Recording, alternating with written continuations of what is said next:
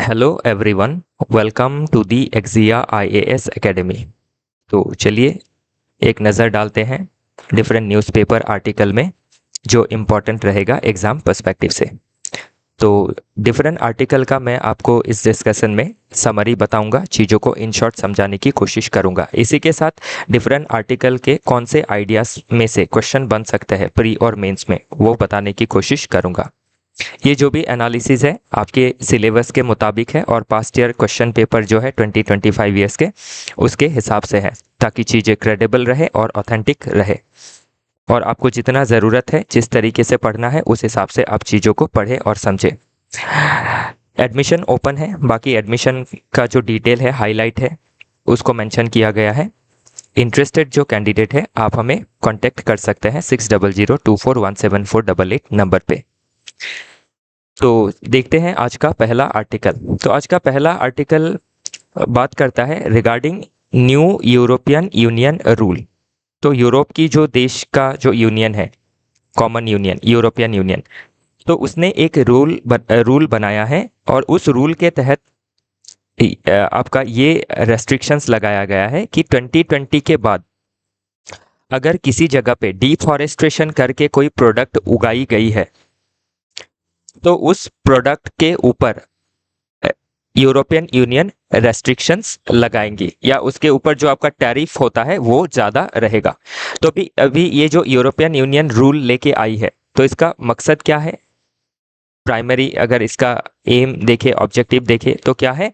ताकि जो आपका लॉस ऑफ बायोडाइवर्सिटी है, लॉस ऑफ फॉरेस्ट है, जिसके वजह से आपका क्लाइमेट चेंज हो रहा है या फिर आपका ग्रीन हाउस गैस इमिशन हो रहा है, तो इन चीज़ों को कर्व करने के लिए यूरोपियन यूनियन ने ये जो रूल है उसको लाया है। तो इसका एक सिमिलर और एक रूल आप देख सकते हैं, वो है carbon border adjustment mechanism, CBAM, जो हम पढ़ते रहते हैं। तो CBAM के बाद आप देख सकते हैं ये दूसरा रेस्ट्रिक्शन है यूरोपियन यूनियन का, जिसके तहत आपका क्या है, जो डिफरेंट डेवलपिंग नेशंस है, जो डिफरेंट आपके एग्रीकल्चरल प्रोडक्ट को आपके उगाते हैं और एक्सपोर्ट करते हैं इन यूरोपियन मार्केट, तो उसके ऊपर क्या होगा, आपका रेस्ट्रिक्शंस आ जाएगा। और इससे क्या है, जो लोकल आपके फार्मर्स हैं डिफरेंट नेशन के, उनके ऊपर इम्पैक्ट पड़ेगा, उनके लाइवलीहुड पे इम्पैक्ट पड़ेगा। क्योंकि आपके डिफरेंट डेवलपिंग रीजन में क्या है, फॉरेस्ट एरिया को मोर और लेस क्लियर करके ही चीज़ें आपकी प्रोड्यूस की जाती है। तो अभी इससे इंडिया का क्या कंसर्न है, या फिर इंडिया के लिए क्या कंसर्न है?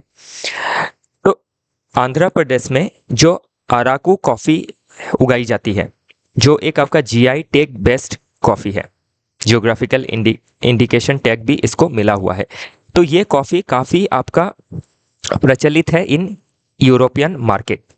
तो इसके ऊपर नेगेटिव इम्पैक्ट पड़ सकता है, क्योंकि अभी ये जो नया EU का रूल आया है, यूरोपियन यूनियन का ज्योग्राफिकल रूल, कि आपका जो डिफॉरेस्टेशन है, यूरोपियन यूनियन डिफॉरेस्टेशन रेगुलेशन, ये है रूल का नाम। तो इसके तहत अभी क्या होगा, हमारे जो फार्मर्स है उनको ये प्रूव करने के लिए कि आपका जो कॉफ़ी एक्सपोर्ट हो रहा है, अराकू कॉफ़ी, वो आपकी डिफॉरेस्टेशन के तहत उसको उगाया नहीं गया है। ओके, क्योंकि ये एक GI टैग्ड आपकी कॉफ़ी प्रोडक्ट है, तो ये आपकी सालों से उगाई जा रही है, तो इसको अभी क्या है, इसके लिए सर्टिफिकेशन का ज़रूरी होगा। ओके, जियो मैपिंग की ज़रूरी होगी। और जो आपके हमारे ट्राइबल भाई बंधु है जो इसके कॉफ़ी खेती के साथ जुड़े हुए हैं, उनके पास इतना जो आपका लॉजिस्टिक्स है वो नहीं रहेगा इन सभी चीज़ों के लिए। तो उन चीज़ों को इसमें दर्शाया गया है। तो अभी अगर एग्ज़ाम के पर्सपेक्टिव से देखें, तो जो डेवलप नेशंस है वो जो रूल्स बनाती है रिगार्डिंग आपके इंपोर्ट एक्सपोर्ट, उससे आपके डेवलपिंग नेशंस के ऊपर क्या इम्पैक्ट पड़ता है, वैसे क्वेश्चन पूछे जा सकते हैं। जैसे और एक रूल है कार्बन बॉर्डर एडजस्टमेंट मैकेनिज्म, तो ये सिमिलर तरह का ही रूल है। कार्बन बॉर्डर एडजस्टमेंट मैकेनिज्म में भी क्या किया जाता है, एक जो प्रोडक्ट है उसको आपका प्रिपेयर करने में नॉन रिन्यूएबल एनर्जी का अगर इस्तेमाल हुआ है तो उसके ऊपर टैरिफ ज़्यादा लगेगा, ताकि आपकी नॉन रिन्यूएबल एनर्जी को डिस्करेज की जा सके और रिन्यूएबल एनर्जी को प्रमोट की जा सके। तो अगर आप सीधा सीधा देखें तो ये सही है, लेकिन अभी इससे एक प्रॉब्लम ये भी है कि जो डेवलप नेशंस है वो क्या करती है, जो क्लाइमेट चेंज है और उसके लिए जो भी आपके सॉल्यूशंस लेने हैं, उसके लिए ज़्यादातर developing Nations under developed Nations के ऊपर इस तरीके से इनडायरेक्ट रूल को थोपती है। तो ये आपका क्या है, जो डेवलपिंग नेशंस है, अंडर डेवलप्ड नेशंस है, उनके लिए आप एक इकोनॉमिक इनजस्टिस की तरह भी देख सकते हैं, क्लाइमेट इनजस्टिस की तरह भी देख सकते हैं। क्योंकि जो हिस्टोरिकल इमिशन है कि सबसे ज़्यादा क्लाइमेट चेंज में किसने आपका योगदान दिया है, कौन इसके लिए ज़्यादा रिस्पॉन्सिबल है, वो है यूरोपियन नेशंस, या फिर अगर एक कॉमन टर्म में कहे तो वेस्टर्न नेशंस। ओके, तो अभी इसमें 3-4 मुद्दे आ जाते हैं। नंबर 1 कि किस तरीके से डेवलप्ड नेशंस क्या कर रही हैं, आपकी जो हिस्टोरिकल इमिशन उनके टारगेट्स है, उन्होंने ज़्यादा आपका हिस्टोरिकल इमिशन किया है तो उनके ऊपर ज़्यादा टारगेट रहना चाहिए। लेकिन वो क्या करती है, इस तरीके के रूल्स बना के जो आपकी रिस्पॉन्सिबिलिटी है वो डेवलपिंग नेशंस के ऊपर डाल देती है। ये एक पॉइंट हो गया क्वेश्चन का। दूसरा नंबर पॉइंट हो गया कि जो आपके रूल्स रेगुलेशंस बनाई जाती है उससे developing economy, under developing economy का जो इकोनॉमी है, स्पेशली जो आपके जो लाइवलीहुड के साथ रिलेटेड है, लाइक फार्मिंग, एग्रीकल्चर, उनके ऊपर किस तरीके से नेगेटिव इम्पैक्ट पड़ता है और किस तरीके से आपके developing Nations, under developed Nations की जो आपकी पॉवर्टी है, अनएम्प्लॉयमेंट इशू है, वो कैसे राइज हो सकती है। तो उस पॉइंट से भी क्वेश्चन पूछा जा सकता है। ओके, और इसी के साथ अराकू कॉफी के बारे में प्रीलिम्स में क्वेश्चन बन सकता है। प्लस न्यू जो ईयू रूल है, यूरोपियन यूनियन डिफॉरेस्टेशन रेगुलेशन, तो ये भी इस बार एग्जाम में आ सकता है नेक्स्ट प्रीलिम्स में कि European union deforestation regulation is associated with, नीचे 4 पॉइंट दे देंगे आपको, उससे ढूंढना पड़ेगा। ओके, बाकी इसमें एक क्वेश्चन भी दिया गया है, ये इसका क्या इम्प्लीकेशन रहेगा यूरोपियन यूनियन डिफॉरेस्टेशन रेगुलेशन, इसको एक बार आप इसमें देख लीजिएगा। ओके, बाकी आंसर इसमें जो भी चीज़ें समेटनी है उसको समेटा गया है। तो और ये ध्यान भी रखिएगा कि आपका ये जीआई टैग्ड कॉफ़ी है। Okay, Araku valley of Andhra Pradesh में उगाई जाती है। और कंसर्निंग बात क्या है, 1.5 लाख से भी ज़्यादा ट्राइबल फार्मर इससे जुड़े हुए हैं। तो ये ट्राइबल लाइवलीहुड का भी एक इसमें सवाल खड़ा होता है। ओके, तो क्वेश्चन किसी भी तरीके से बन सकता है जो मैंने आपको आइडिया अभी बताया है। वे फॉरवर्ड में क्या है, जो ट्राइबल पॉपुलेशन है उनके पास अभी जियो मैपिंग के लिए या फिर जियो टैगिंग के लिए आपकी टेक्नोलॉजी नहीं रहेंगी, तो इसमें गवर्नमेंट को आपको मदद करना पड़ेगा सर्टिफिकेशन के लिए। क्योंकि जब कॉफ़ी एक्सपोर्ट होगा तो उसमें सर्टिफाई होना पड़ेगा कि इसको डिफॉरेस्टेशन करके नहीं उगाया गया है। ओके, तो वो चीज़ें फिर डिजिटल इंक्लूजन, डिजिटली ट्रेन करना होगा, स्मार्टफोन चलाने सिखाने होंगे, ट्रेनिंग देना होगा ट्राइबल फार्मर्स को। और इसके लिए हम CSR फंड को भी यूज़ कर सकते हैं, कॉर्पोरेट सोशल रेस्पॉन्सिबिलिटी फंड को। सिंप्लीफाइड कंप्लायंस टूल को डेवलप करना होगा बाय गवर्नमेंट। ओके, फिर आपका ट्रेड डिप्लोमेसी, हम यूरोपियन यूनियन से क्या कर सकते हैं, एक फ्लेक्सिबिलिटी मांग सकते हैं कि हम थोड़ा ट्रांजिशन करने वाले हैं, तो हम ये चीज़ों को आपके जियो टैगिंग को हो, स्टैंडर्डाइजेशन हो, इनको फिर फार्मर्स को आपका टेक्नोलॉजिकल एजुकेशन देना हो, तो ये सभी देने के बाद ये जो रूल है वो इंडिया पे एप्लीकेबल हो, इस तरीके का हम एक ट्रेड डिप्लोमेसी भी का भी पॉइंट लिख सकते हैं। ओके, तो farmer aggregation training, okay, financial support for certification, तो सर्टिफिकेशन देना होगा, जियो टैगिंग करके दिखाना होगा कि डिफॉरेस्टेशन 2020 के बाद डिफॉरेस्टेशन करके ये कॉफ़ी नहीं उगाई गई है और ये जीआई टैग्ड कॉफ़ी है। क्योंकि जो लॉ है आपका, ये यूरोपियन यूनियन डिफॉरेस्टेशन रेगुलेशन, ये कहता है कि डिफॉरेस्टेशन करके अगर उगाया गया है पोस्ट 2020, तो वो कॉफ़ी आपकी यूरोपियन यूनियन में क्या होगी, उसमें रेस्ट्रिक्शंस लगेगा, वो यूरोपियन मार्केट पे नहीं बिक पाएंगी। ओके, नेक्स्ट आर्टिकल सिंपल है, ये बात कर रहा है कि किस तरीके से जो हमारे डेवलपमेंटल प्रोजेक्ट्स रहते हैं, ओके, डिफरेंट डेवलपमेंटल प्रोजेक्ट्स, वो आपके किस तरीके से बायोडाइवर्सिटी के ऊपर, फ्लोरा और फोना के ऊपर इम्पैक्ट डालती है। तो इसमें आपका बेसिकली जो एवियन फोना है, मतलब बर्ड्स के ऊपर क्या इम्पैक्ट है, वो बात कर रहा है। तो स्पेशली इसमें ये जो आर्टिकल है, world's highest bird death rate at Thar desert, तो जो जैसलमेर राजस्थान रीजन में जो थर्ड डेजर्ट है, तो उसमें आपकी इस तरीके का विंड फार्म लगाया गया है, या फिर विंड मिल लगाई गई है। क्यों? ताकि हम रिन्यूएबल एनर्जी को अचीव कर सके। तो अभी हमारा रिन्यूएबल एनर्जी का टारगेट है कि 50% ऑफ टोटल एनर्जी हमारा रिन्यूएबल एनर्जी से आना है बाय 2030, जिसको हम मीट कर चुके हैं, और 500 गीगावाट हमारा प्रोडक्शन होना है, तो वो अभी अचीव होना बाकी है। ओके, तो उसके लिए आपके सोलर पैनल लगाना, फिर आपके विंड मिल लगाना, इस तरीके के जो प्रोजेक्ट है वो लिए जा रहे हैं by government as well as by private sector. तो अभी ये जो विंड मिल है या फिर जो विंड फार्म है, इसका सबसे ज़्यादा जो दिक्कत वाली बात निकल के आ रही है कि इससे जो बर्ड है वो जब फ्लाई करती है तो इससे टकरा के उनका डेथ हो रहा है। और ये कंसर्न वाली बात इसीलिए है कि वर्ल्ड का हाईएस्ट बर्ड डेथ रेट देखा गया है थॉर डेजर्ट में।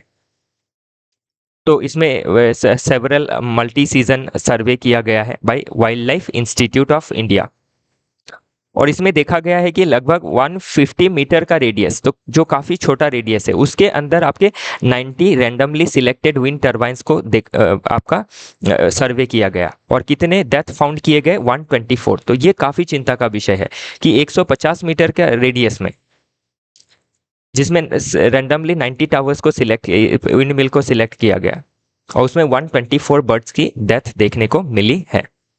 तो ये काफ़ी कंसर्न वाली बात है। तो इसके लिए अभी क्या है, गवर्नमेंट को स्पेशली आपका क्या करना पड़ेगा, इसके लिए डिफरेंट मेजर्स लेना ज़रूरी रहेगा। तो ये सीधा सीधा मेंस में क्वेश्चन बन सकता है। और इसी के साथ आप सेकेंडली इंडस्ट्रियलाइजेशन की वजह से किस तरीके से, या फिर रिन्यूएबल एनर्जी ट्रांजिशन में क्या दिक्कतें आ रही है, उसमें आप ये चीज़ भी मेंशन कर सकते हैं। और पास्ट में एक आर्टिकल हमने देखा था कि आपके ग्रीन एनर्जी ट्रांजिशन में अगर कोई 1 गीगावाट भी अगर रिन्यूएबल एनर्जी प्रोड्यूस करना चाहता है, कोई छोटा फार्म बनाना चाहता है, तो उसको 100 लाइसेंस चाहिए। तो ये सभी क्या है, चैलेंजेस है हमारे रिन्यूएबल एनर्जी ट्रांजिशन में। तो उस लिहाज से ये इंपॉर्टेंट है, एक पॉइंट आपको इससे मिला है। तो करना क्या है, एनवायरनमेंट इम्पैक्ट असेसमेंट करना ज़रूरी है। फिर आपका मैपिंग करना है माइग्रेटरी फ्लाईवेज को, तो जिस जगह पे फ्लाईवेज है, बर्ड रीच हैबिटेट है, उन जगह को हमें नो गो जोन बनाना ज़रूरी है। इनोवेटिव तरीके से हमें मिटिगेशन करना ज़रूरी है, जैसे ब्लेड में पेंटिंग कर देना ताकि बर्ड इसको आइडेंटिफाई कर सके, सीजनल हॉल्ट कर देना, जिस समय पे बर्ड ज़्यादा इस जगह पे आती है तो उस समय पे इसको हम रोक सकते हैं। तो ये सभी चीज़ें हम एग्जाम में मेंशन कर सकते हैं, अगर सीधा सीधा इससे क्वेश्चन बना तो। और नहीं बना तो हम क्या कर सकते हैं, ये आइडिया को जब रिन्यूएबल एनर्जी ट्रांजिशन में कोई चैलेंज पूछेगा या फिर इंडस्ट्रियलाइजेशन में चैलेंज पूछेगा तो उसमें हम मेंशन कर सकते हैं। और बाकी इसके साथ और क्या चीज़ें आप जोड़ सकते हैं, कन्वेंशन ऑन माइग्रेटरी स्पेसीज। तो इसमें हम एक पार्टी है कन्वेंशन ऑन माइग्रेटरी स्पेसीज, जो इंटरनेशनल कन्वेंशन है। इसी के साथ कन्वेंशन ऑन बायोलॉजिकल डाइवर्सिटी, तो इसके तहत इंडिया के ऊपर रिस्पॉन्सिबिलिटी है कि हम बायोलॉजिकल डाइवर्सिटी को प्रिजर्व प्रोटेक्ट करके रखें। और कोई भी जब हम आपका प्रोजेक्ट ले तो उसमें एनवायरनमेंट इम्पैक्ट असेसमेंट को ध्यान में रखते हुए ही उस प्रोजेक्ट को ले। और जो वाइल्ड लाइफ प्रोटेक्शन एक्ट है उसके तहत हम ये कोशिश करें कि जितने भी आपके हमारे बायोडाइवर्सिटी है उसको हम प्रोटेक्ट करके रख सके। तो इन चीज़ों को आपको सब्सटेंशिएट करते हुए लिखना होगा। ओके, इन चीज़ों का एग्जाम्पल जो भी एक्ट है, ओके, जो भी कन्वेंशंस है, तभी क्या होगा, बेटर होगा आपका आंसर। नेक्स्ट आर्टिकल बात करता है why is the UK's stand on Palestine significant. तो अभी जो पैलेस्टाइन रीजन है, ओके, मतलब आपका जो इजराइल है उसके अंदर ही जो पैलेस्टाइन बनना था, मतलब जो 2 स्टेट सोल्यूशन, तो उसको लेके बहुत सारे वेस्टर्न नेशंस स्केप्टिकल थे कि आपका जो इजराइल को सपोर्ट कर रहे थे, और जो पैलेस्टाइन का जो आपका डिमांड है खुद का स्टेट का, उसको सपोर्ट नहीं कर रहे थे। जैसे इंडिया ने 2 स्टेट को सपोर्ट किया है कि आपका पैलेस्टाइन का भी खुद का स्टेट होना चाहिए, उनको भी आपकी ऑटोनॉमी, इंडिपेंडेंस उनका भी रहना चाहिए, उनके भी सेल्फ रूल होना चाहिए, उनके देश में सेल्फ डिटर्मिनेशन होना चाहिए।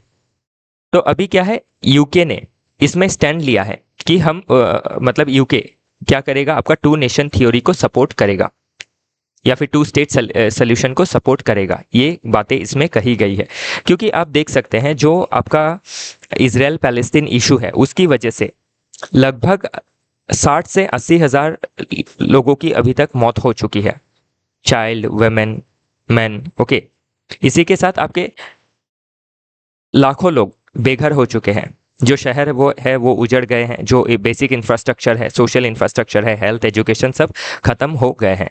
तो ऐसे सिचुएशन में यूके ने अपना रुख को मोड़ा है कि हम आपका जो इजराइल है उसको हम इस तरीके से सपोर्ट नहीं कर सकते हैं कि वो ह्यूमैनिटी के साथ ही प्ले करने लगे। तो अभी यूके क्या है, आपकी सिग्निफिकेंट मूव ले रही है कि वो क्या करेगी, आपकी पैलेस्टाइनियन जो स्टेट है उसको क्रिएट करने के लिए सपोर्ट करेगी और सपोर्ट देगी कि 2 स्टेट सोल्यूशन होना चाहिए, ताकि जो आपकी पैलेस्टाइनियन पॉपुलेशन है वो भी एक आपका ऑटोनॉमी के साथ, अपने देश के साथ, अपने कॉन्स्टिट्यूशन के साथ अपने लाइफ को सेल्फ डिटरमाइन कर सके, पैलेस्टाइनियन पॉपुलेशन का लाइफ को सेल्फ डिटरमाइन कर सके। तो इसमें कुछ हिस्टोरिकल इवोल्यूशंस भी आप देख सकते हैं। अभी यूके का इंक्लूड होना क्यों इंपॉर्टेंट है, इसका मेन रीजन है आपका बेलफोर डिक्लेरेशन। ये जो डिक्लेरेशन है, बेलफोर डिक्लेरेशन 1917 में किया गया था और ये ब्रिटिशर्स द्वारा किया गया था। तो ये British policy of promising a national home for जीव पीपल इन पैलेस्टाइन। तो अभी जीओ के लिए भी क्या है, आपका जो पैलेस्टाइन रीजन है वो हिस्टोरिकली इंपॉर्टेंट है, इनकी आइडेंटिटी के साथ, इनके फेथ के साथ जुड़ा हुआ है। तो इसीलिए बेलफोर डिक्लेरेशन में ब्रिटेन ने क्या किया, जिस समय आपका फर्स्ट वर्ल्ड वॉर चल रहा था तो उस समय आपका इजरायली कॉज को, सॉरी, जीविश कॉज को सपोर्ट किया कि जीव का खुद का स्टेट होना चाहिए। और ये भी एक रीजन था कि बाद में जो आपका हिटलर है उसने क्या किया, फर्स्ट वर्ल्ड वॉर का हारने का जो रीजन है वो जीव पॉपुलेशन के ऊपर डाल दिया और जीव पॉपुलेशन के ऊपर आपकी एट्रोसिटी स्टार्ट कर दी, होलोकास्ट स्टार्ट कर दिया। इसको भी एक रीजन बताया जाता है। तो वो हो गया एक रीजन। तो ये बेलफोर डिक्लेरेशन में ब्रिटेन ने प्रॉमिस किया था, तो उस हिसाब से आपका 1948 में आपका ये इजराइल भी बन गया था। और 1917 का जो बेलफोर डिक्लेरेशन था उसके बाद क्या हुआ, आप 1918 में फर्स्ट वर्ल्ड वॉर खत्म हुआ और फर्स्ट वर्ल्ड वॉर खत्म होने के बाद जो पैलेस्टीनियन रीजन है वो आपके ब्रिटिश कंट्रोल में आ गया। तो 1920 से लेकर 1948 तक ब्रिटेन ने क्या किया, आपकी जो जीव पॉपुलेशन थी उनको पैलेस्टाइन में सेटल करवाया। और जब ये आपका ब्रिटिश मैंडेट 1948 में खत्म हो गया तो end of mandate and creation of Israel हो गया इन 1948। ओके, लेकिन लॉस किसको हुआ, जो पैलेस्टीनियन आपके इंडिजिनियस पॉपुलेशन थे। तो अभी वही चीज क्या कर रहा है, इंग्लैंड ठीक करने की कोशिश कर रहा है कि ठीक है, बॉलफोर डिक्लेरेशन में आपका जीव को प्रॉमिस किया था, उनको स्टेट मिल गया 1948 में, लेकिन जो वहाँ के आपके लोकल पॉपुलेशन थे उनको स्टेट अभी तक नहीं मिला है। तो वो 2 स्टेट सोल्यूशन को अभी इंग्लैंड सपोर्ट कर रही है। और इंग्लैंड के साथ ही ध्यान रखिएगा, आपके चाइना और रशिया तो पहले से ही सपोर्ट करता है, इंग्लैंड अभी सपोर्ट कर रहा है, फ्रांस भी सपोर्ट में है। तो इससे अभी क्या निकल के आ रहा है कि आपकी जो यूरोपियन पावर्स है, काफ़ी देश आपके France, Spain, Ireland, Canada, Portugal, ये सभी अभी सपोर्ट में आ रही है कि एक पैलेस्टीनियन स्टेटहुड होना चाहिए और होना भी चाहिए, ताकि क्या किया जा सके, ये जो भी आपकी कन्फ्लिक्ट है उसको रिजॉल्व किया जा सके। क्योंकि ये देश की कन्फ्लिक्ट में क्या होता है, जो कॉमन पॉपुलेशन है, जो निर्दोष, जो कॉमन आम नागरिक होते हैं, उनका डेथ होता है, जो कि आपकी असहनीय है, जिसको टॉलरेट नहीं किया जा सकता है। तो इसलिए 2 स्टेट सोल्यूशन क्या है, बेटर सोल्यूशन है। बाकी ध्यान रखिएगा, अभी बेलफोर डिक्लेरेशन के बारे में पूछ लिया जा सकता है, फिर ब्रिटिश मैंडेट, ये सब क्या है। ओके, ये कहीं आप ऐसे में हो, जीएस पेपर 2 में मेंशन कर सकते हैं, आईआर के क्वेश्चन में। ओके, फिर बेलफोर डिक्लेरेशन के बारे में प्रीलिम्स में पूछ लिया जा सकता है। और यूएन के 147 मेंबर इसको सपोर्ट करते हैं, okay, including western powers, except आपका लार्ज पावर में देखे तो यूएसए नहीं है इसमें। ओके, नेक्स्ट आर्टिकल बात करता है गूगल फेसेस फ्रेश प्रोब। तो अभी इसमें ध्यान रखिएगा, जो सीसीआई है, कंपटीशन कमीशन ऑफ इंडिया, जो एक आपकी क्वासी जुडिशियल बॉडी है। तो कंपटीशन कमीशन ऑफ इंडिया क्या करती है कि आपकी जो different goods and services provide करने वाली इंडस्ट्रीज है, कंपनीज है, मैन्युफैक्चरिंग यूनिट है, उनके ऊपर नजर रखती है, ताकि कोई भी आपकी एंटी कंपटीशन एक्ट ना करे। फॉर एग्जाम्पल आपका डीप डिस्काउंटिंग सेल देना, ओके, उस तरीके के जो चीज है वो क्या करती है, मोनोपोलाइज करती है मार्केट को, और छोटे छोटे जो प्लेयर्स है उनको मार्केट से आउट कर देती है। और इसीलिए क्या होता है, मार्केट में आपका एक मोनोपोलिस्टिक टेंडेंसी आ जाता है। और मोनोपोलिस्टिक टेंडेंसी किसको हार्म करता है? लार्जर कस्टमर को हार्म करता है।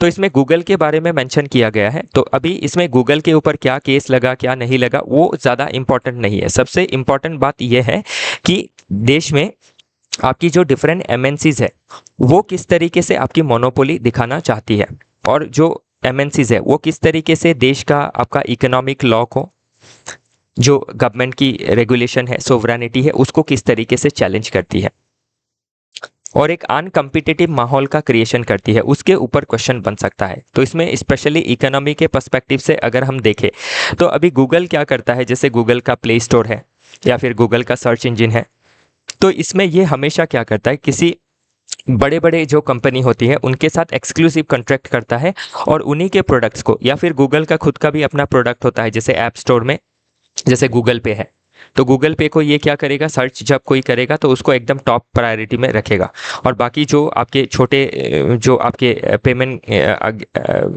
एप्लीकेशन है उनको नीचे रखेगा। तो उससे क्या होता है, जो आपकी स्टार्टअप्स होती है, एमएसएमईज की कोई ऐप है, तो ये सभी चीज़ें क्या होती है, आपकी फोकस में नहीं आती है। और जो जायंट कंपनीज होती है, एमएनसीज होती है, वो देश में क्या करती है, एंटरप्रेन्योरशिप को डेवलपमेंट होने से रोकती है। ओके फिर आपके जो इकोनॉमिक एक्टिविटी है उसमें ज़्यादा मोनोपोली लाती है, जो सही नहीं है, फॉर ग्रेटर कंज्यूमर बेनिफिट। तो इसीलिए क्या है, देश में जो मोनोपोली है, इकोनॉमिक मोनोपोली, उसको ख़त्म करना काफ़ी ज़रूरी है। तो कंपटीशन कमीशन ऑफ इंडिया, ये आपका एक कमीशन है, क्वासी जुडिशियल बॉडी है, जो इस तरीके के मोनोपोलिस्टिक प्रैक्टिसेस को रोकती है, उनके ऊपर फाइन लगाती है। और ये जो कंपटीशन कमीशन ऑफ इंडिया है, कौन से एक्ट के तहत फॉर्म किया गया है, कंपटीशन कमीशन एक्ट ऑफ 2002। तो इसके ऊपर क्वेश्चन पूछा जा सकता है प्रीलिम्स में कि ये जो कमीशन है आपकी स्टैट्यूटरी कमीशन है या फिर आपकी कॉन्स्टिट्यूशनल कमीशन है, इस तरीके के क्वेश्चन पूछे जा सकते हैं। ओके तो अभी डिजिटल इंडिया का इंक्लूजन हो रहा है, तो इससे काफ़ी ज़रूरी क्या है कि हमारे देश में सभी छोटे बड़े प्लेयर को एक फेयर तरीके से बिजनेस करना चाहिए, और स्पेशली बड़े प्लेयर को, छोटे प्लेयर को आपके दबाने की कोशिश नहीं की जानी चाहिए। ओके ताकि मार्केट में क्या हो, बेटर कंपटीशन रहे और आपका रीजनल डेवलपमेंट हो पाए, डिफरेंट रीजन में जो स्टार्टअप्स है उनको भी आपकी अपॉर्चुनिटी मिल पाए। ओके तो ये ध्यान रखिएगा। तो इसमें वे फॉरवर्ड दिया है कि डिजिटल कंपटीशन बिल को फास्ट ट्रैक इंट्रोड्यूस करना है, स्ट्रक्चरल सेपरेशंस लाने हैं। ओके फॉर एग्जांपल गूगल का जो एड बाइंग है, सेलिंग है, सर्विंग यूनिट है। ओके और एल्गोरिदमिक ट्रांसपेरेंसी फ्रेमवर्क भी लानी है कि किस तरीके से क्यों जो पर्टिकुलर एक ऐप है वो बार बार ऊपर आता है, क्या उसको आपका मैनिपुलेट करके लाया जाता है या फिर पीपल उसको प्रेफर करता है इसीलिए आता है। अगर पीपल प्रेफर करते हैं तो ठीक है, इन गूगल उसको मैनिपुलेट करता है तो वो सही नहीं है। ओके नेक्स्ट है short term hiccups long term rewards. तो इसमें जो डोनाल्ड ट्रम्प साहब का रुख है, 2 आर्टिकल है इसमें 1 और 2। ओके तो इसमें यही चीज़ें मेंशन की गई है कि शॉर्ट टर्म में हमें थोड़ा दिक्कत हो सकता है because of tariff hike by USA, जो 25% हाइक किया गया है। लेकिन इसमें अभी हमें क्या करना है, सरेंडर नहीं करना है, और यूएसए के टर्म्स एंड कंडीशंस के हिसाब से हमें जो ट्रेड डील है उसको साइन नहीं करनी है, और यूएसए को फार्मिंग सेक्टर में कंसेशंस हमें नहीं देना है, क्योंकि अगर कंसेशंस देंगे तो इससे यूएस का फायदा होगा और इंडिया का नुकसान होगा। स्पेशली हमारी जो 50% ऑफ फार्मर पॉपुलेशन है देश के, उनको काफ़ी नुकसान झेलना पड़ेगा अगर यूएस मार्केट से आपकी जीएम क्रॉप्स या फिर जो उनके different other products, agricultural products like dairy, ये सभी अगर इंडियन मार्केट में एंटर करते हैं तो अभी ये हमारे सरकार का दायित्व है कि हमारे फार्मर्स को प्रोटेक्ट करें और ना कि आपके यूएसए के प्रेशर में आए। तो इसीलिए ये शॉर्ट टर्म हिकअप्स है, हिचकी जो आती है, हिचकी शॉर्ट टर्म आके ठीक हो जाती है। तो इसीलिए इसमें क्या करना है, हमें आपके डोनाल्ड ट्रम्प उनका जो आपका पॉलिसी है प्रेशराइज करना, उसको नहीं सहन करना है, और हमें लॉन्ग टर्म इसके रिवॉर्ड्स को देखना ज़रूरी है कि अगर लॉन्ग टर्म में हम क्या कर सकते हैं, बेटर हम डेवलपमेंट कर सकते हैं, और शॉर्ट टर्म हम अगर गेन देखेंगे, जो लॉस इधर दिखाया है इस आर्टिकल में, कि जो टैरिफ है वो नो डाउट एक बार तो हमें बहुत ज़्यादा इम्पैक्ट करेगा। इंडिया की जो ट्रेड एंड कॉमर्स है आपकी, वो चाहे एग्रीकल्चरल प्रोडक्ट्स हो या फिर जेम्स एंड ज्वेलरी हो या फिर फार्मास्यूटिकल्स हो, लेकिन उससे हमें टेंशन नहीं लेनी है। हम और भी डिफरेंट चीज़ें कर सकते हैं, लाइक हमारे मार्केट को हम डाइवर्सिफाई कर सकते हैं डिफरेंट रीजन में। और यूएसए खुद ही क्या करेगा, एक समय के बाद आपका ये सरेंडर कर देगा और एक बेटर टर्म्स एंड कंडीशंस में हम जो ट्रेड डील है उसको साइन कर पाएंगे। क्यों? क्योंकि यूएसए अगर टैरिफ लगाता है तो उससे अगर हम मार्केट डाइवर्सिफाई करते हैं तो उसमें यूएसए का लॉस है, यूएसए के पॉपुलेशन का लॉस है, क्योंकि यूएसए के मार्केट में क्या होगा, इन्फ्लेशन बढ़ती हुई नजर आने लगेंगी because of rising tariff. Okay, तो वही बात इसमें की गई है। नेक्स्ट आर्टिकल सिंपल है, इसमें एक आपका मुद्दा है बायोसिमिलर। तो ये बायोसिमिलर क्या है, ये प्रीलिम्स में पूछा जा सकता है। इस तरीके के क्वेश्चन प्रीलिम्स में पूछे जाते हैं। ओके, तो अभी इसमें कहीं मेंशन किया हुआ है, ये रहा बायोसिमिलर। तो ये बायोसिमिलर क्या होता है, close copies of biologics not identical but highly similar in function and structure. तो जो हमारे मेडिसिन होती है, जो ड्रग्स होती है, एक समय के बाद क्या होता है, वो मेडिसिन या फिर ड्रग्स, इसमें ड्रग्स मतलब जो दवाइयाँ है उसके बारे में मैं बता रहा हूँ। तो जो ड्रग्स होती है वो एक समय पे कोई कंपनी उसको रिसर्च करके बनाता है, तो 10-20 ईयर्स के लिए उसको पेटेंट मिलता है। और पेटेंट जब एक्सपायर होता है उसके बाद वो मार्केट में डिफरेंट अदर कंपनीज के लिए भी अवेलेबल हो जाती है, उसका जेनेरिक फॉर्म भी आ जाता है। और जो ओरिजिनल आपका ड्रग था उससे थोड़ा हट के भी हो सकता है, तो उसी को कहा गया है biosimilar, close copies of biologics not identical but highly similar in function and structure. Identical नहीं है लेकिन बहुत दूर क्या रहता है, सिमिलर तरह ही काम करता है। तो ये क्वेश्चन बन सकता है। बाकी अभी बायोसिमिलर को लेके थोड़ा कंसर्न है कि जो डिफरेंट बायोसिमिलर्स है उनके ऊपर गवर्नमेंट को आपका कंट्रोल लाना जरूरी है, उनको रेगुलेट करना जरूरी है, ताकि बेटर रेगुलेट मतलब इस नेगेटिव सेंस में नहीं, पॉजिटिव सेंस में, ताकि जो बायोसिमिलर से वो आपकी बेटर प्रोडक्ट हो और लोगों का हेल्थ के ऊपर नेगेटिव इम्पैक्ट ना डाले। ओके, तो वही चीजें इसमें मेंशन की गई है। नेक्स्ट है why is North East on edge about Assam eviction. तो अभी जो असम में इविक्शन चल रहा है, स्पेशली आपके जो डाउटफुल वोटर्स है या फिर आपके इलीगल इमिग्रेंट्स है, ओके, तो उसमें लीगल इलीगल सभी आपके इंक्लूडेड है, लेकिन मोस्टली जो है इलीगल है। तो इसकी वजह से नॉर्थ ईस्ट में क्या दिक्कतें आ सकती है उसके बारे में ये आर्टिकल बात करता है। तो नंबर 1 इसमें ध्यान दीजिएगा कि ये जो एविक्शन चल रहा है स्पेशली फॉरेस्ट लैंड में चल रहा है।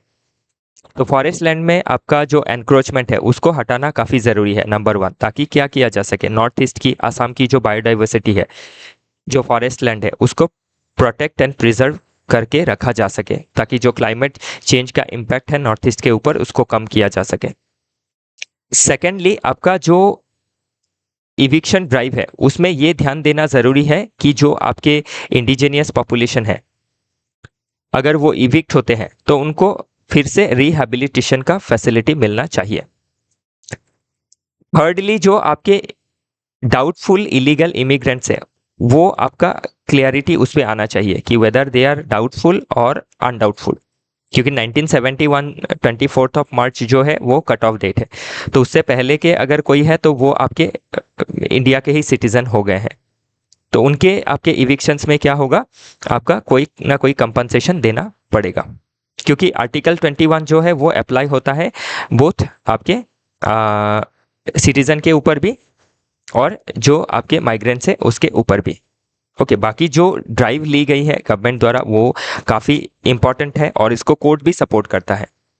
ओके, लेकिन बाकी जो मुद्दे हैं जो न्यूज़पेपर में आए हैं वो मैंने आपको इसमें बताया है। और इससे एक और क्या है, सिक्योरिटी इशू भी आ सकती है, क्योंकि ये जो आपकी फ्रस्ट्रेशन है उसको क्या कर सकते हैं, जो एक्सटर्नल पावर्स है, जो एक्सट्रीमिस्ट ऑर्गेनाइजेशंस है, वो इसको टैप करके देश के अंदर इनसिक्योरिटी फैला सकती है, तो उसको ध्यान देना काफ़ी ज़रूरी है। तो ये काफ़ी मुद्दे हैं, हमें सिर्फ एक ही एंगल से नहीं देखना है, इसको कई सारे एंगल से देखना ज़रूरी है। बाकी फॉरेस्ट लैंड को एनक्रोच करना वो एकदम ही सही नहीं है, वो चाहे किसी के द्वारा भी हो, तो इसीलिए उसको क्या करना है, आपका क्लियर करवाना ज़रूरी है, ताकि फॉरेस्ट को हम रीजनरेट कर सकें, आपका जो बायोडाइवर्सिटी है उसको प्रोटेक्ट कर सके और जो क्लाइमेट चेंज है उसको हॉल्ट कर सके। ओके, तो इसी के साथ आज का जो डिस्कशन है वो समाप्त होता है। कल फिर मिलेंगे डिफरेंट आर्टिकल के साथ। Thank you.